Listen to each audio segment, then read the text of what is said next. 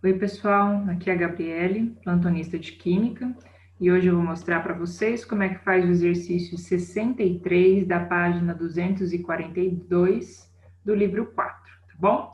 Se você ainda não está familiarizado com o exercício, pausa o vídeo, dá uma lida e depois retorna aqui, tá bom? Se você já leu, a gente pode partir para o exercício.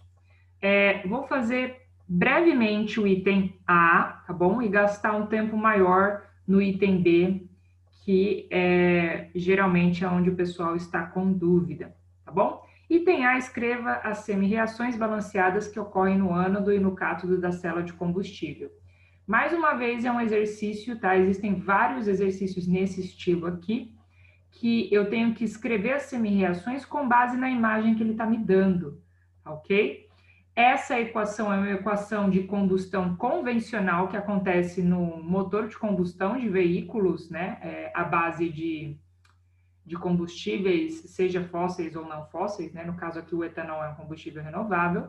Mas aqui ele está mostrando uma alternativa de célula de combustível, que vai utilizar as mesmas substâncias envolvidas no motor a combustão convencional, tá? Então, para achar as semi-reações, eu tenho que interpretar essa imagem, tá? Ele dá uma dica aqui que esse M é uma membrana permeável a íons H+. Essa é uma dica muito importante para o item A, tá bom? Uma outra coisa importante para você observar aqui é que nesse lado esquerdo do motor elétrico, eu tenho a entrada de água e saída de água. Então, a primeira coisa que a gente tem que deduzir é que essa água que está saindo se refere a excesso de água, tá ok? A água vai participar aqui da nossa semi-reação, que a gente vai descobrir. Aqui, eventualmente, está saindo água em excesso que não reagiu no começo, tá bom? Não é proveniente desse outro lado, tanto que aqui, ó, tem saída de água, só deixando claro que essas duas câmaras aqui, elas não têm passagem de água, tá? Essa membrana só deixa passar íons H+, e não água, tá? Então, a partir da nossa imagem, o que a gente consegue observar? A gente consegue observar isso daqui, eu não estou representando o excesso de água que está saindo desse lado esquerdo, e do lado direito é isso que a gente está observando aqui na imagem. E aí a gente já observa alguns problemas, né? Bom, supondo que eu não tenho água em excesso, que toda a água que eu coloquei ali no começo, ela participou da semi-reação aqui, tá faltando alguma coisa aqui desse lado. Então, eu tenho que ter uma produção, né? Tem que ter algum produto que tenha na composição hidrogênio para essa equação aqui fazer sentido, senão ela não faz sentido. Mesma coisa aqui embaixo. Da onde veio esse hidrogênio, né? Só tinha gás oxigênio entrando. Então, eu preciso resolver isso. Então, percebe o seguinte, que na primeira reação do lado esquerdo aqui da câmara, né, que é o R1, eu preciso ter a produção de alguma forma de hidrogênio e aqui eu preciso ter o consumo de alguma forma de hidrogênio. E aqui que entra a nossa membrana permeável a íons H+, né? Então, eu posso ter a produção de H+, aqui, que vai intercambiar aqui na outra câmara, né, da R1 para a R2, e esse H+ vai entrar aqui para conseguir fazer a formação de água. E se eu estou falando de H+, e eu tenho que fazer balanceamento não apenas dos átomos, mas também das cargas elétricas, e eu sei que isso daqui vai gerar uma corrente elétrica, vai ter também liberação de elétrons aqui, perda de elétrons nessa primeira semi-reação e recebimento ou consumo de elétrons na nossa segunda semi-reação. Então, vai ficar desse jeito aqui, que eu já escrevi para você, segundo esse raciocínio que a gente fez, tá? Próximo passo é fazer o balanceamento de átomos e de cargas. Então, já coloquei aqui para você, tá? Como a gente percebe que aqui teve liberação de elétrons, eu sei que em R1 é como se fosse o meu ânodo, certo? Está acontecendo a oxidação desse lado aqui da célula de combustível. E em R2 é como se fosse o meu cátodo, é onde está acontecendo a redução. E eu consigo escrever a equação global. Percebe que aqui, se está tendo perda de 12 elétrons, eu vou ter que ter 3 vezes essa semi-reação inteira aqui, para balancear o número de elétrons perdidos e recebidos. E assim eu consigo escrever a equação global, que justamente é igual à do motor de combustão convencional. Tá? A equação global dessa célula de combustível é a mesma que do motor convencional, e eu não estou representando aquele excesso de água que pode ser que tenha sobrado aqui desse lado, tá? Essa água se refere a essa quantidade de água saindo aqui da câmara R2, tá? Bom, essa é o item A, vamos para o item B, então. Copiei aqui a nossa equação global, que é a mesma, tá? Os dois métodos é a mesma equação global, e tem alguma informação aqui que ele fala, né? Tome como base de cálculo a quantidade teórica de energia fornecida por 1 mol de etanol reagindo com O2, tá? E aqui é que entra... esse item B, na verdade, ele tá bem difícil de interpretar. É difícil entender o que ele está querendo aqui, tá? Então, a gente vai com um pouquinho de calma. O que a gente sabe do exercício? Que 1 mol de etanol libera X quilocalorias ou quilojoules, tá? Você pode usar a unidade de medida que você quiser aqui. O exercício não forneceu para a gente a quantidade de energia liberada por 1 mol de etanol. Então, se eu não sei essa quantidade, eu vou chamar isso de X. X é o meu esperado. 1 mol de etanol libera X quilocalorias, libera X quantidade de energia, tá? Eu não sei qual que é esse valor. Mas ele dá algumas informações para a gente. Ele fala que no motor de combustão eu tenho um rendimento energético de 30%.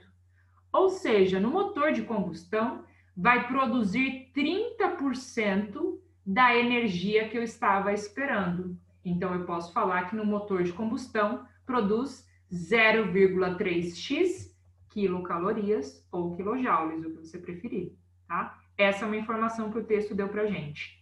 Outra informação que o texto dá é que a célula de combustível tem um rendimento energético de 50%, ou seja, produz 50% do esperado de energia. Então, eu posso falar que na célula de combustível produz 0,5x quilocalorias ou quilojoules, tá? São essas as informações que a gente tem. Então, eu coloquei aqui, no item B, ele fala para a gente expressar em mols a quantidade de CO2, que será formada para a produção de uma mesma quantidade de energia a partir do etanol. Então, eu sei que esses dois sistemas, o motor a combustão convencional e o motor elétrico, eles têm um rendimento energético diferente, eles produzem energias diferentes a partir de 1 mol de etanol, certo? E agora eu vou fazer essa comparação com a quantidade de CO2 que está sendo liberada nesses dois sistemas. E o exercício pede para a gente fazer essa comparação, supondo que um desses sistemas tenha que liberar a mesma quantidade de energia do que o outro sistema, tá? Então, eu fiz isso de duas formas. Primeiro, eu vou fazer a suposição de que o motor de combustão tem que produzir a mesma quantidade de energia que o motor elétrico está produzindo, tá ok? A equação global é a mesma para os dois sistemas, tá? Então, eu sei que 1 mol de etanol no motor de combustão libera 0,3x quilocalorias. Mas eu posso ver essa proporção em número de mols de CO2. 2 mols de CO2 libera 0,3x quilocalorias. Se eu quiser que esse motor de combustão tenha a mesma produção de energia que o meu motor elétrico, que tem um valor maior, qual será o número de mols liberado para que eu consiga fazer essa produção de energia? Fazendo a regra de 3, eu chego nesse 3,33 mols de CO2. Tá? Um outro raciocínio aqui é perceber que, como o rendimento do motor elétrico é maior do que o motor de combustão convencional, é natural que eu tenha que fazer a combustão de uma quantidade maior de etanol. Ou seja, vai ter uma liberação de maior número de mols de CO2. Isso é natural, porque o rendimento do motor de combustão é pequeno, tá? Então, eu precisaria de mais etanol e, consequentemente, eu estaria liberando mais CO2.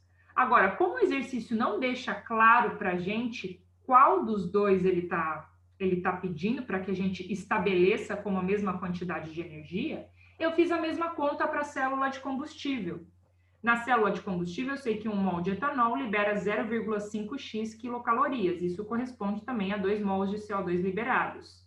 Se eu quisesse que a célula de combustível produzisse menos energia, tá? A mesma quantidade de energia que 1 mol de etanol estava liberando no motor de combustão, eu percebo que eu teria que ter uma quantidade menor de etanol e, portanto, uma quantidade menor de CO2 liberado, tá? Então, eu fiz essas duas suposições.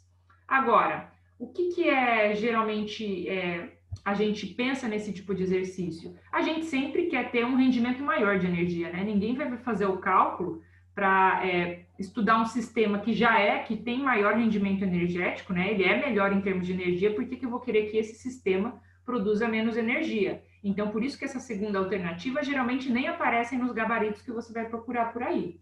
Geralmente vai estar estabelecendo só nessa comparação do motor de combustão, né? Quantos mols de CO2 seria liberado se eu tivesse que fazer o motor de combustão ter o mesmo rendimento de energia que o meu motor elétrico, tá ok? Espero que tenha ficado claro, tá? Mas qualquer coisa é só aparecer no nosso plantão online ou digitar para a gente no Forms.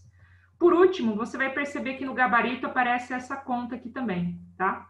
Não sei por que isso daqui tá ali no gabarito, porque o item B deixa claro para a gente que calcule a quantidade de CO2 expressa em mols, então não teria necessidade de fazer essa segunda parte aqui, tá? Ele só está fazendo um comparativo entre a quantidade de CO2 liberada pelo motor e a quantidade de CO2 liberado pela célula, né? Um comparativo, quando eles estão produzindo o mesmo tanto de energia.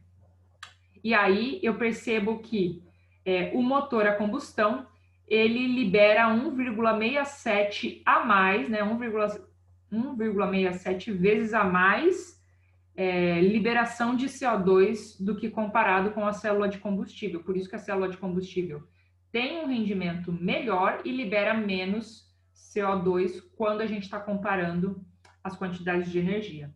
Tá ok? Bom, pessoal, espero ter ajudado vocês. Qualquer coisa, só falar com a gente no plantão. E é isso. Bons estudos!